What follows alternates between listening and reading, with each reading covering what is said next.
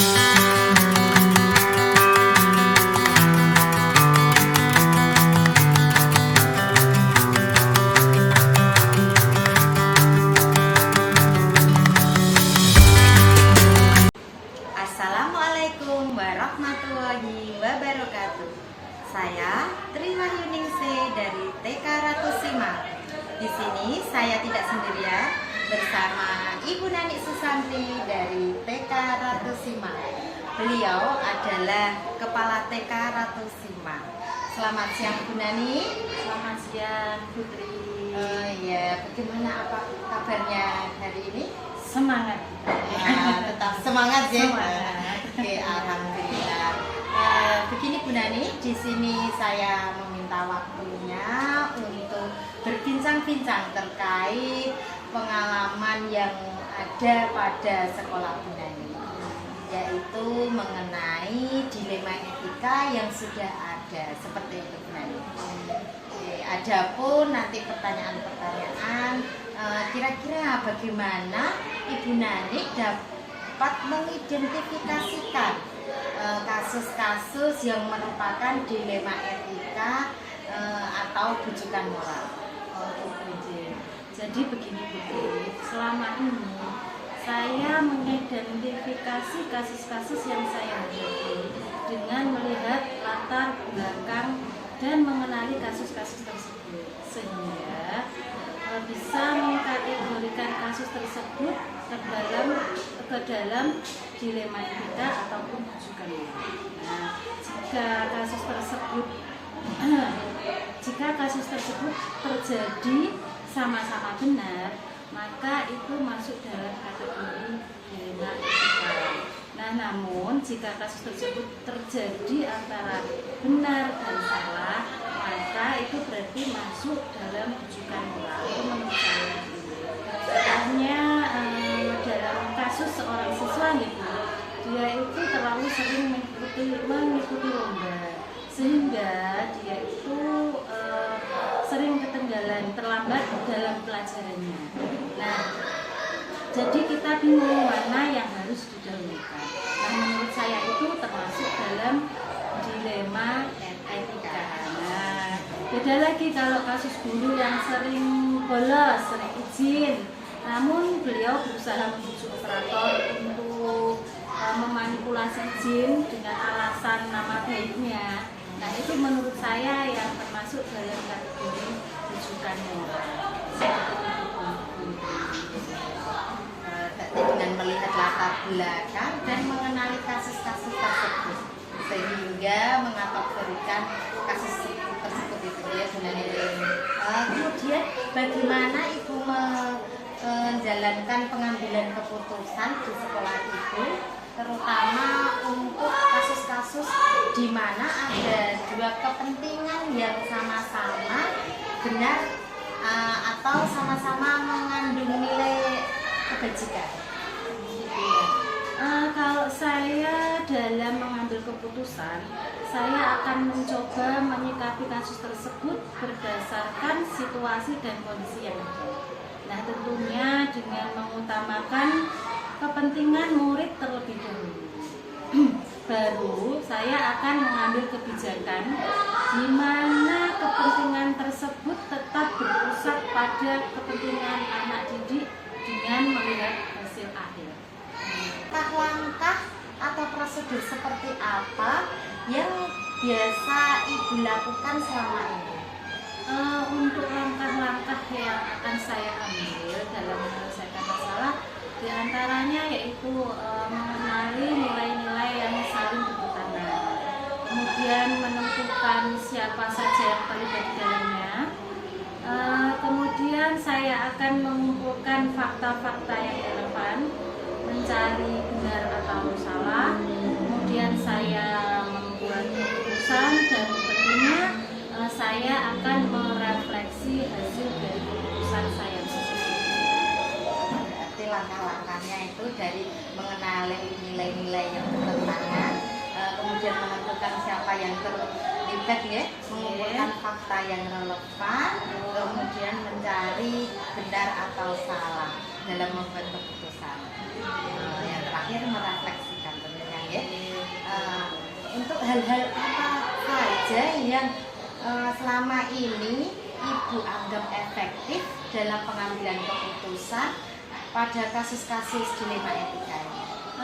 Menurut saya, langkah yang efektif dalam menyelesaikan dilema etika adalah dengan kolaborasi bersama rekan kerja, dengan membangun komunikasi yang aktif untuk mengetahui tingkat manfaat dan keputusan yang bijak, sehingga apa yang saya putuskan adalah yang terbaik dan harapannya dapat mengkoordinir kebutuhan bersama dan dapat dipertanggungjawabkan, seperti itu. Berarti dengan berkolaborasi bersama rekan guru itu dan membangun komunikasi aktif untuk mengetahui tingkat manfaat dan keputusan yang bijak, seperti itu ya. Kemudian hal-hal apa saja yang selama ini merupakan tantangan dalam pengambilan keputusan pada kasus-kasus dilema etika? Tantangan dalam pengambilan keputusan pada kasus dilema etika itu pasti ada gitu. Hal-hal yang tak terduga pasti juga akan muncul. Namun bagaimana kita harus bijak dalam menyikapi kasus yang ada dan bertanggung jawab dalam segala konsekuensi dari keputusan yang diambil. Yang terpenting adalah mengambil keputusan terbaik dari yang terbaik. Nah, kalau tantangan pasti selalu ada, karena pastinya akan ada pihak-pihak yang merasa tidak puas, seperti itu. Jadi berarti dalam menyikapi kasus yang ada ini adalah dengan bertanggung jawab dengan segala konsekuensi dari keputusan yang diambil. Nah, nggih Bunani nggih. Terus kemudian apakah Ibu memiliki sebuah jadwal tertentu dalam sebuah penyelesaian kasus dilema etika? Apakah menyelesaikan secara langsung di tempat atau memiliki sebuah jadwal untuk menyelesaikan bentuk atau prosedur seperti apa nantinya kira-kira? Kalau dalam penyelesaian kasus ini, saya tidak ada jadwal khusus. Namun dalam penyelesaian kasus bisa kapan saja saat kasus tersebut ada. Nah, seperti itu. Dan harus ada kebijakan dalam pengambilan keputusan. Karena sebagai seorang pemimpin harus sigap dan bisa mengambil keputusan, bukan berlarut-larut dalam kebimbangan. Nah, ini yang sangat berpengaruh pada sebuah kepemimpinan. Saya berarti di sini tidak ada jadwal khusus ya Bunda ya. Namun dalam penyelesaian kasus bisa kapan saja saat kasus tersebut ada dan ada kebijakan seperti itu ya. Ini di sini adakah seseorang atau faktor-faktor yang selama ini mempermudah atau membantu Ibu dalam pengambilan keputusan dalam kasus-kasus dilema etika? Dalam penyelesaian kasus, biasanya kami dibantu guru dalam menyelesaikan kasus yang dihadapi di sekolah dan pihak-pihak lainnya yang diperlukan. Kami fleksibel Bu, jadi sesuai dengan peruntukannya saja. Jadi di sini dibantu guru dalam menyelesaikan kasus-kasus yang dihadapi di sekolah ya, dan pihak-pihak lainnya. Dari semua hal yang telah disampaikan, pembelajaran apa yang dapat Ibu petik dari pengalaman Ibu mengambil keputusan dilema etika? Mungkin dalam mengambil sebuah keputusan memang tidaklah mudah. Banyak hal-hal yang harus dipertimbangkan. Namun sebagai seorang pemimpin, kita harus bisa menyikapinya dengan segera. Nah, keputusan yang diambil dengan mempertimbangkan dan mengutamakan kebutuhan peserta didik yang dapat dipertanggungjawabkan. Mungkin seperti itu. Ya, berarti di sini dari pengalaman yang biasa dipetik adalah sebagai seorang pemimpin harus bisa menyikapi dengan segera keputusan keputusan yang diambil dengan mempertimbangkan dan mengutamakan kebutuhan peserta didik serta dapat dipertanggungjawabkan. Seperti itu nggih Bu Nani nggih. Baik Bu Nani, dan sebelumnya saya ini berterima kasih banyak nggih atas waktunya. Kita sudah berbincang-bincang banyak sekali terkait pengambilan keputusan ini nggih, dalam kasus dilema etika yang ada di sekolahan Ibu Nani. Dan terima kasih banyak nggih atas waktunya. Kita tutup sampai di sini dan wassalamualaikum warahmatullahi wabarakatuh. Assalamualaikum warahmatullahi wabarakatuh. Saya Triwahyuningsih dari TK Ratusima Kabupaten Jepara. Di sini saya tidak sendiri, ditemani oleh Ibu Titin dari TKTA Miftahul Ulum. Beliau adalah kepala di TK Miftahul Ulum. Selamat siang Ibu. Selamat siang. Bagaimana kabarnya? Alhamdulillah baik, sehat. Alhamdulillah ya Ibu. Begini Ibu, di sini saya akan berbincang-bincang terkait pengalaman yang berada di sekolah Ibu Titin mengenai dilema etika yang sudah ada. Seperti itu ya Ibu.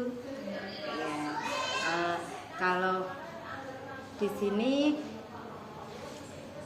adapun nanti pertanyaan beberapa nanti bagaimana kira-kira Ibu dalam mengidentifikasi kasus-kasus yang merupakan dilema etika atau bujukan moral. Saya akan melihat apakah di dalamnya ada pelanggaran hukum yang terjadi atau tidak. Kalau ada pelanggaran hukum, maka memutuskannya lebih mudah karena tinggal mengeliminasi mana yang melanggar tadi. Jika kok ternyata sama-sama benar, itu masuk dilema etika. Intinya semua dilihat dari parameter hukum yang berlaku di kita. Gitu Bu. Berarti kalau ada pelanggaran hukum maka memutuskannya itu lebih mudah ya. Jika masih sama-sama benar itu masuknya dilema etika. Seperti itu gitu ya. Untuk bagaimana Ibu menjalankan pengambilan keputusan di sekolah, terutama untuk kasus-kasus di mana ada dua kepentingan yang sama benar atau sama-sama mengandung nilai kebajikan. Saya akan melihat SOP yang sudah ada. Kami sudah membuat banyak SOP dan aturan lembaga. Jika ada masalah, maka saya akan melihat apakah ada aturan yang tertuang di sana, lalu saya akan bertindak sesuai aturan yang sudah dibuat. Tapi ini tidak mutlak. Peraturan yang ada bisa saja dikecualikan pada orang-orang tertentu dengan kondisi tertentu. Intinya setiap kebijakan pasti ada pengecualian. Gitu. Berarti dalam pengambilan keputusan di sekolah itu sudah membuat aturan ya di lembaga Ibu tersebut. Intinya di setiap kebijakan itu pasti ada pengecualian, begitu nggih. Kemudian kira-kira langkah-langkah atau prosedur seperti apa yang bisa Ibu Titin lakukan selama ini? Langkah-langkahnya ya seperti mencari informasi sebanyak mungkin, bukan hanya dari orang-orang yang sedang ada masalah, tapi juga melibatkan pihak orang lain. Bila dari keluarganya, teman terdekat atau kerabat, tujuannya agar informasi yang diterima itu bisa benar, akurat dan lengkap. Informasi yang sudah benar, akurat dan lengkap tadi adalah modal besar untuk memutuskan sesuatu. Gitu. Berarti mencari informasi sebanyak-banyak mungkin, ngoten nggih, mencari informasi yang akurat dan informasi yang memang benar-benar pasti, ngoten nggih. Ya, selanjutnya kira-kira hal apa yang selama ini Ibu anggap efektif dalam pengambilan keputusan seperti pada kasus-kasus dilema etika itu? Tantangannya bahwa kita tidak akan bisa memuaskan semua pihak, nggih. Pasti ada yang akan tidak terima atas apa yang saya putuskan, entah itu dari pihak yang bersangkutan maupun orang luar yang mengetahui permasalahan, akan tetapi disitulah seninya kita. Gitu ya. Berarti tantangannya itu terkadang tidak dapat memusatkan semua pihak ya, entah dari pihak yang bersangkutan maupun orang lain.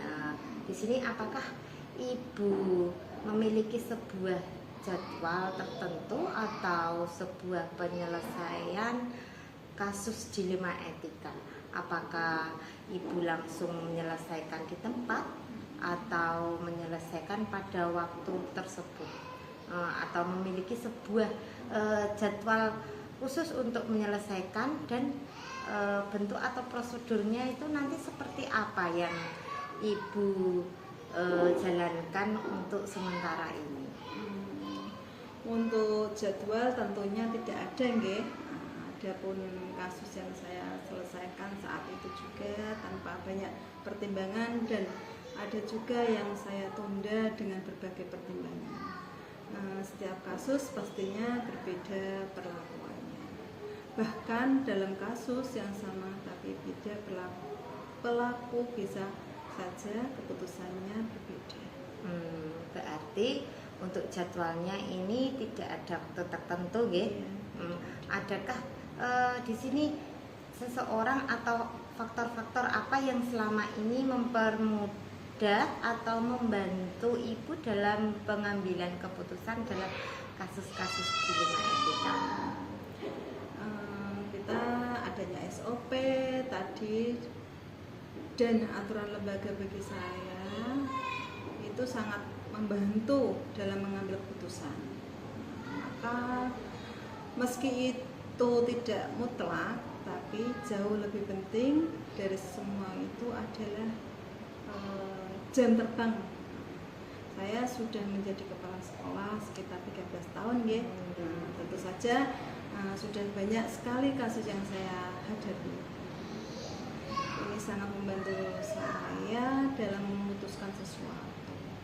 Ibarat orang berlatih kendaraan, semakin seringnya berlatih dan membawa kendaraan, maka semakin lincahlah kita dalam menghadapi masalah. Berarti faktor-faktor yang memudahkan atau membantu Ibu selama ini itu dari banyaknya kasus-kasus yang sudah pernah dihadapi, dan jam terbang sebagai kepala sekolah yang sudah begitu lama, gitu, nggih. Oke, dari semua hal yang telah Ibu sampaikan, pembelajaran apa yang dapat Ibu petik dari pengalaman Ibu dalam pengambilan keputusan dilema etika ini? Gini ya, kita memutuskan semua itu seperti seni. Iya, seperti apa yang sudah saya katakan sebelumnya. Yang namanya seni itu kadang beda orang, beda seleranya. Bisa jadi menurut saya keputusan saya itu baik, tapi tidak bagi orang lain juga itu tidak baik, gitu. Begitu, ya. Iya. Jadi dalam pengambilan keputusan yang dapat kita petik di sini itu yaitu menurut kita keputusan itu baik, tapi namun akan tetapi untuk orang lain itu seperti itu. Ya, betul. Yang terpenting adalah di sini usaha kita, dalam mengambil keputusan itu sesuai dengan nilai-nilai kebajikan dan berpihak pada murid, tentunya seperti itu, Bu Titin, dan terima kasih banyak, di sini atas waktunya. Di sini kita sudah berbincang-bincang banyak terkait pengambilan keputusan dalam kasus-kasus dilema etika. Terima kasih. Dalam pertemuan kali ini saya mohon maaf jika ada kekurangan ya dalam berbincang kali ini. Sekarang kita tutup bersama. Sekian dan terima kasih. Wassalamualaikum warahmatullahi wabarakatuh.